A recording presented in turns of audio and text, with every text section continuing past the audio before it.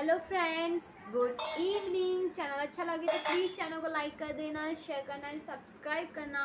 तो आज का हमारा टॉपिक है एंटरप्रेन्योरशिप डेवलपमेंट। ओसीएम का third chapter entrepreneurship development programme हमारा चल रहा था, उसी का टॉपिक हमारा आ गया है सेकेंड नेक्स्ट।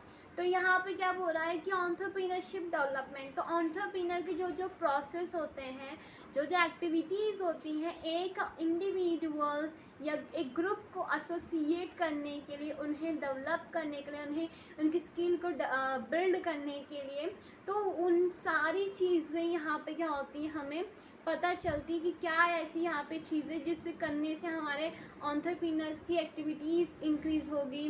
ठीक है, हमारे उनके जो भी काम है उनके प्रॉफिट इंक्रीज़ करने को जो स्किल्स हैं उनको जनरेट किया जाएगा।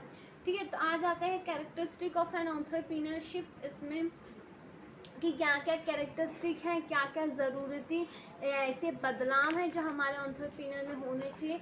फर्स्ट ऑफ ऑल, हर बार आने वाला इनोवेशन।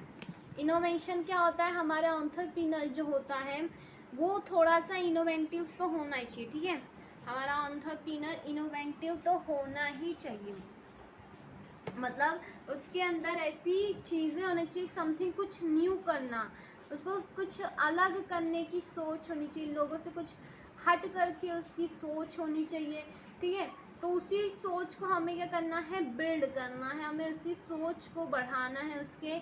ठीक है, कुछ नया करना, प्रोडक्शन में न्यू कॉम्बिनेशन करके कुछ जो एग्जिस्टिंग प्रोडक्ट्स हैं उनमें कुछ नए चेंजेस करना, ये सारा एंटरप्रेन्योर्स के अंदर होना चाहिए।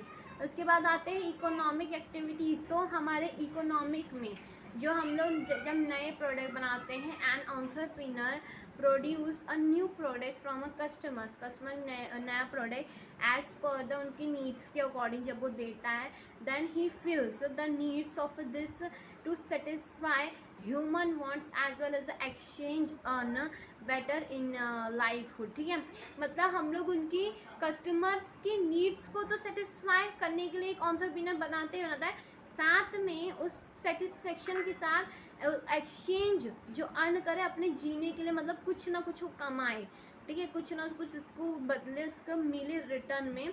ठीक है, तो वो और इसी के साथ क्या होता है, आदमी के यहाँ पे क्या होता है, हमारी इकोनॉमिक एक्टिविटीज़ भी बिल्ड होती है। जब एक हम लोग नया प्लान अगर स्टार्ट कर रहे हैं, नॉलेज स्किल अच्छा है एक एंटरप्रेन्योर पास, तो अपने बिजनेस को बढ़ा करते जाता है। ठीक है, उसमें फिर लोगों के वर्कर्स के अकॉर्डिंग यहाँ पे काम आते हैं। उसकी वजह से हमारे जो एंटरप्रेन्योरशिप में, जो हमारे एंटरप्रेन्योर में को लोगों की ज़रूरत होती है, तो उसके लिए फिर वो क्या करता है, लोगों को अपॉइंट करता है। ठीक है, इससे क्या होती है, नौकरियों की अपॉर्चुनिटी ज़्यादा मिलती है। ठीक है, अब आते हैं यहाँ पे organisation building.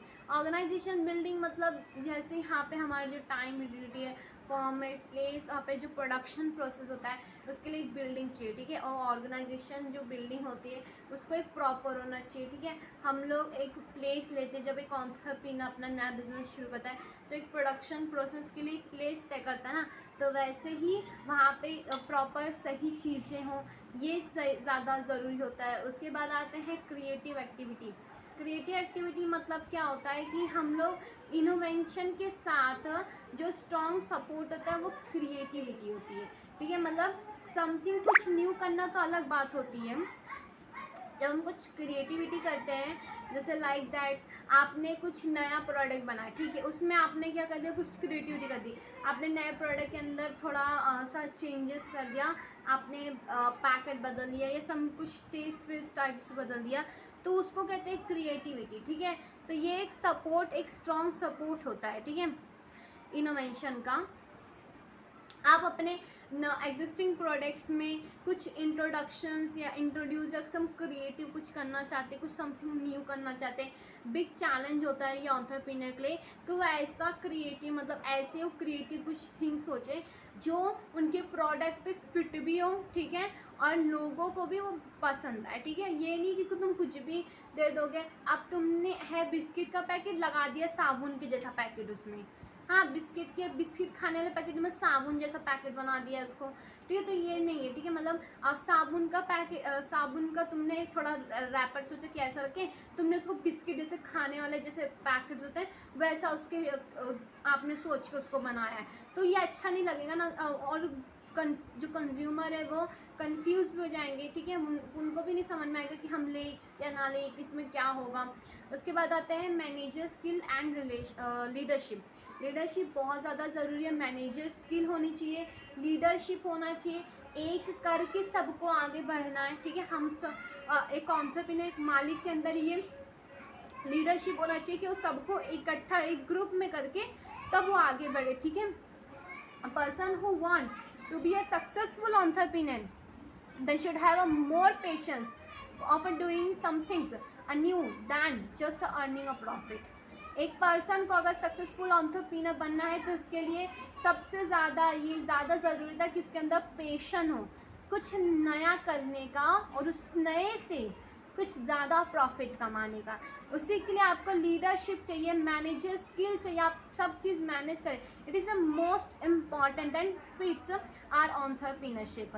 Other skill can be a consider then secondary चीज़ें होती हैं, बट लीडरशिप हुआ, मैनेजर, ये फर्स्टरी में होता है, देखें, ठीक है।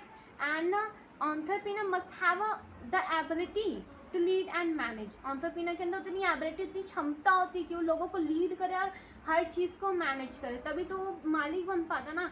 आज मुकेश अंबानी लोगों को एक साथ अपनी कंपनी को लेके चलता है, हर लोगों के नीड्स को सेटिस्फाई करने की कोशिश करे, चाहे वो एम्प्लॉय चाहे वो उसकी कस्टमर हो। और उसके अंदर मैनेजर स्किल तो आपने देखे खूट खूट के भरी, मतलब हर चीज़ को मैनेज करना, ठीक है। मतलब इतना भी नहीं, उसके अपने शक्ल पे उसका पेशेंस बहुत, सब कुछ नया करता है।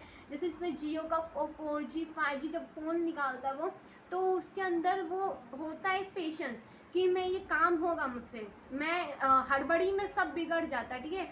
हड़बड़ी हुई तो गड़बड़ी शुरू हुई, तो पेशेंस रखना है। अगर कुछ नया कर रहे हो तो पेशेंस एंड कॉन्फिडेंट, और उसके साथ लीडरशिप और सबको मैनेज एक कोऑर्डिनेशन में रख के अपना चाहिए।